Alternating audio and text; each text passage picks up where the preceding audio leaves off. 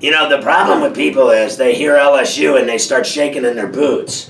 But it's been a while since LSU mattered in college football. It really has. The last time they were good was Les Miles, and then he was terrible there.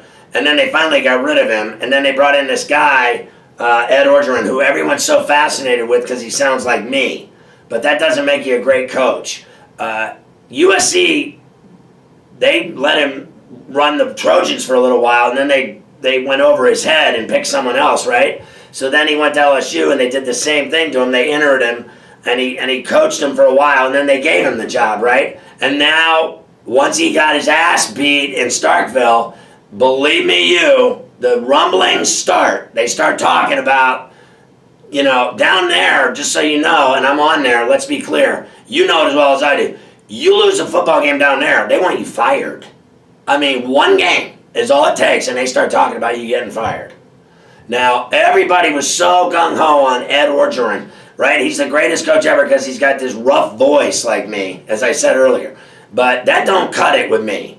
So when you get your ass handed to you that badly on the road in a conference game, I mean, you have to ask yourself a real simple question. They're just not that good. How's that sound? Now, I'll give you this. You play there on a Saturday night under the lights in Death Valley. I don't know how many Death Valleys there are, but they call that place Death Valley too. You play down there in Baton Rouge on a Saturday night under the lights, you're going to have your hands full. A, they're tough on Saturday nights, and B, that crowd is so drunk. It's like 10 points right off the gas. I mean, they're up 10-0 before you even get on the field. They're so drunk and obnoxious and loud and crazy, you have like no chance there. So they play everybody tough, including Alabama at home. But look what they did on the road. They got their asses tattooed. I mean, spanked. I hit that game too, by the way. Cover.